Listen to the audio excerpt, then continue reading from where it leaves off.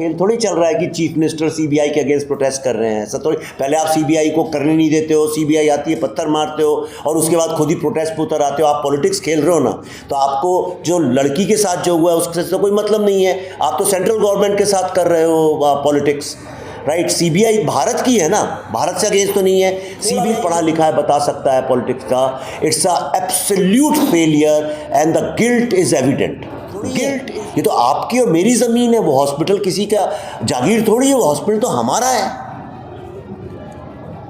ये सरकार तो यहाँ से सारे इंटेलेक्चुअल्स और क्रिएटिव लोग भाग गए यहाँ से छोड़ के। वैल्यू ऑफ लाइफ थी ना, डिग्निटी ऑफ लाइफ थी ना, राइट टू लाइफ था। कलकत्ता में जगह जगह लिखा था dogs and Indians are not allowed, मतलब डिग्निटी ऑफ लाइफ नहीं था आपके पास। आज़ादी लेने का क्या, अगर अंग्रेज राज करते तो सड़कें बेटर नहीं होती या पानी बेटर नहीं होता, मेरे ख्याल से औरतें और भी ज़्यादा सुरक्षित होती, हो सकता है ट्रेनें बेटर होती, करप्शन कम होता। लेकिन सिर्फ इसलिए ली कि हमें राइट टू लाइफ मिलेगा, जीने का अधिकार, अपनी तरह से, अपनी आज़ादी से हम जैसे चाहे, और हर व्यक्ति सुरक्षित। मैं कल यहाँ पे आया था, अचानक बात चली, जब मैंने सुप्रीम कोर्ट ने जो ट्यूसडे को ऑर्डर दिया था उसको देखा, मुझे कुछ चीज़ें देखकर ऐसा लगा कि बहुत सारे यंग स्टूडेंट्स और यंग लोग मुझसे ये बोल रहे थे कि सर, जैसे दिल्ली में हुआ था निर्भया का, सारे इंडिया से लोग वहाँ पहुँच गए थे, पर कलकत्ता में ऐसा क्यों है कि कोई यहाँ आता नहीं है। तो मुझे अंदर से ऐसी फीलिंग हुई कि आई शुड कम। और कल हम लोगों ने प्रोटेस्ट भी किया, वॉक भी किया, एक सिंबॉलिक था फॉर इमोशनल रीजंस। लेकिन जो कुछ भी हुआ है, मेरा रीज़न उसके साथ कनेक्ट होने का एक बैकग्राउंड है, और बैकग्राउंड ये है कि मैं पिछले 4-5 साल से बंगाल के ऊपर रिसर्च कर रहा हूँ, अपनी आने वाली जो मेरी फिल्म है दिल्ली फाइल्स, उसके लिए। मैंने ये देखा है कि औरतों को जो लिबर्टी है, जो फ्रीडम है सती प्रथा से, वो इस ज़मीन पे हुआ बंगाल की। वंदे मातरम बंगाल की ज़मीन पे लिखा गया। माँ भारती की कल्पना जो देवी के रूप में हुआ, वो यहाँ बंगाल की पुण्य धरती पर हुआ। यहीं पे बाकी हिंदुस्तान में लक्ष्मी, सीता, सबको, दुर्गा, सबको सेलिब्रेट करते हैं। एक ज़मीन है जहाँ पे औरतों को एक लाइक अ वॉरियर, एक जो ईविल के अगेंस्ट लड़ती है, राक्षस के अगेंस्ट लड़ती है, ऐसे काली माँ की यहाँ पे पूजा होती है। यही वो ज़मीन है जहाँ पे टैगोर ने लिखा where the head is held high and the mind is free, और उन्होंने वो मर्दों के लिए नहीं लिखा, सबके लिए लिखा। यही वो ज़मीन है जहाँ पे शरद बाबू के साहित्य में औरतों को लिबर्टी के लिए लिखा गया। ये एकमात्र अकेला ऐसी ज़मीन है जहाँ पे जब ब्रिटिश लोग राज करते थे तो बीना दास ने, यंग गर्ल, उसने यूनिवर्सिटी में गवर्नर के ऊपर 5 गोलियां चला दी थी। बाकी जगह आदमी लोगों ने काफ़ी क्रांति की है, पर यह एकमात्र ऐसी जगह है।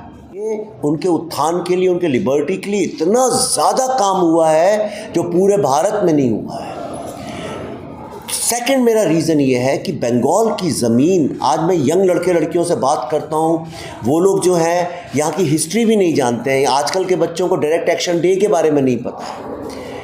प्रॉब्लम ये है कि पूरा जो स्पिरिचुअल एनलाइटनमेंट है इंडिया का, जो ऑर्थोडॉक्सी हिंदुज़म की है, उसे छोड़ के फिलोसॉफिकल जो उसका पार्ट है, वो यहीं से रामकृष्ण परमहंस, स्वामी विवेकानंद ने उसकी मशाल आगे लेके गए। श्री औरोबिंदो ने एक रेवोल्यूशनरी नेचर जो है हिंदुज़म का, उसको आगे लेके आए। बहुत सारे लोग नहीं जानते होंगे कि जब बंगाल डिवाइड हो गया था 1905 में, तो उस वक्त वंदे मातरम नाम का जो न्यूज़पेपर था, उसने जर्नलिज्म का ऐसा आग लगाई, ऐसा रेवोल्यूशन क्रिएट किया कि पूरे वर्ल्ड की हिस्ट्री में एकमात्र एग्जाम्पल है कि बटा हुआ बंगाल फिर जोड़ना पड़ा सिर्फ जर्नलिज्म के कारण। तो जर्नलिस्टिक रेवोल्यूशन, रेनेसांस भी यहीं से हुआ। आप देखिए स्पिरिचुअल लेवल पे, रिलीजियस लेवल पे, कल्चरल लेवल पे, नेशनलिज्म का कॉन्सेप्ट जो है बंगाल से ही निकला है। पूरा पेट्रियाटिज्म का, साइंस में ले लीजिए, आर्ट में ले लीजिए, लिटरेचर में ले लीजिए, विमेन एम्पावरमेंट में ले लीजिए, आप पूरा जो एक सोशो पॉलिटिकल रेवोल्यूशन और रेनेसांस हिंदुस्तान को हिला के रख दिया, वो सारा का सारा यहाँ से हुआ। बंगाल फाइनेंशियल कैपिटल हुआ करता था इंडिया का, लेकिन आज 75 साल में हमने क्या खोया है इसके बारे में कोई बात नहीं करता है। जैसे एक ज़मीन जो जहाँ पे बहुत ज़मीन उपजाऊ होती है वो बंजर हो जाए, कल को अगर पंजाब की ज़मीन में गेहूँ उगना बंद हो जाए तो सोचिए कैसा लगेगा।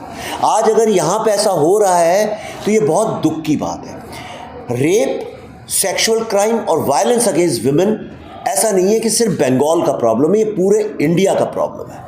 कभी यूपी में होता है, कभी कठुआ में होता है, कभी हाथरस में होता है, कभी उन्नाव में होता है, परसों बदलापुर में हुआ, कभी हैदराबाद में होता है, कभी चेन्नई में होता है। ऐसा कोई इंडिया में एक भी महिला, औरत, लड़की आपको नहीं मिलेगी या उसके माँ बाप या उसके पति या उसके सहयोगी ऐसे नहीं मिलेंगे जो कि महिला या लड़की घर से जब निकलती है तो उसके दिमाग में ख्याल नहीं आता अपनी सुरक्षा को लेकर।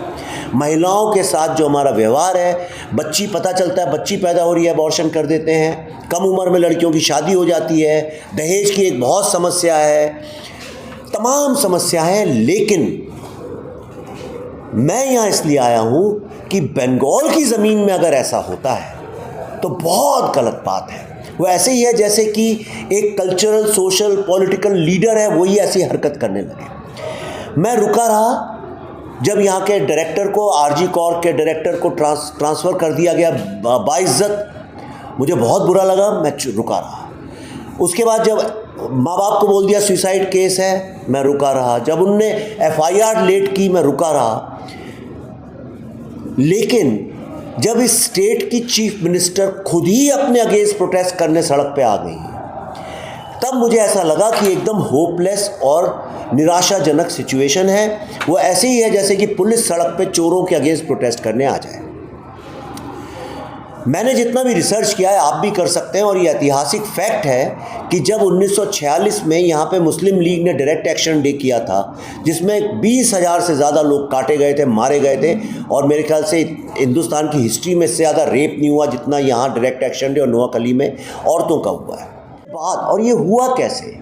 जो यहाँ चीफ मिनिस्टर थे सोहरावर्दी, उनने जो यहाँ का अंडरवर्ल्ड था, माफिया था, क्रिमिनल्स थे जो बंदूक रखते थे, जो लोग बेसिकली ड्रगिस्ट, रेपिस्ट, जेब कतरे थे, उन लोगों के हवाले पूरा का पूरा प्रोजेक्ट दिया था कि किस तरह लोगों को मारना है। और वहाँ से जो अंडरवर्ल्ड था वो पॉलिटिक्स के साथ जुड़ा, एक पॉलिटिकल नेक्सस बना, और अंडरवर्ल्ड जो है वो पॉलिटिक्स में एक बहुत इम्पॉर्टेंट पार्ट बन गया। यही अंडरवर्ल्ड जो गुंडे, बेसिकली गुंडे लोग जो होते हैं, यही गुंडे, चोर, चक्के, मवालिया जो थे वो पाकिस्तान तो गए नहीं। कहाँ गए ये लोग? जब आज़ादी मिली तो उसके बाद जब गवर्नमेंट बनी तो पहले कम्युनिस्ट गवर्नमेंट्स ने उसको अप्रोप्रिएट किया, वो उनका वोट बैंक बन के काम करने लगे। फिर वो दो पार्ट में टूटा, स्टूडेंट्स नक्सलिज्म में चले गए, और इधर जो था ये जो इलेक्टोरल वोट बैंक है उसको कंसोलिडेट करने का काम इन लोगों ने किया। उसके बाद जब कम्युनिस्ट हट गए, कांग्रेस आ गई, तो ये सारा का सारा जो माफिया था, पॉलिटिकल माफिया, ये उनके साथ आ गया। फिर कांग्रेस गई तो इस पार्टी के साथ आ गई, और मुझे बिल्कुल भी आश्चर्य नहीं होगा कि ये पार्टी नहीं रहे, कल को कोई और पार्टी आए तो वो सारे के सारे इधर से उधर चले जाएंगे। हम सब कलकत्ता में बैठे हैं, लेकिन मैंने बहुत ट्रैवल किया है यहाँ छोटे छोटे गाँव में, शहरों में। मैं आपको अपने एक्सपीरियंस से बता रहा हूँ, और मुझे कोई शर्म और डर नहीं है ये कहने में। ये सत्य है कि जितने भी ये पॉलिटिकल पार्टी के ऑफिसेज हैं छोटे छोटे डिस्ट्रिक्ट्स में, गांव में, तहसीलों में, ये सारे के सारे क्रिमिनल एक्टिविटी यहाँ से ऑपरेट होती हैं।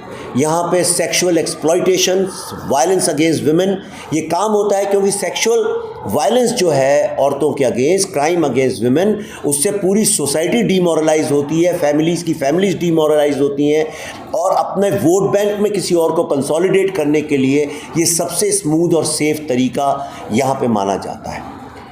इलेक्टोरल वायलेंस भी बंद हो गई है, ये sexual violence for political reason भी बंद हो गई है। बंगाल में अभी भी चल रहा है। मेरे ख्याल से अभी वक्त आ गया है कि इसको अब चेंज करना चाहिए। मेरा सिर्फ एक ही मांग है कि ये पूरा का पूरा सिस्टम जो बंगाल का है पॉलिटिक्स का, चेंज होना चाहिए, और यहाँ पे यहीं से इंडिक रेनेसांस और एक तरह का socio political and women empowerment का जो रेवोल्यूशन है वो एक बार फिर से शुरू होना चाहिए।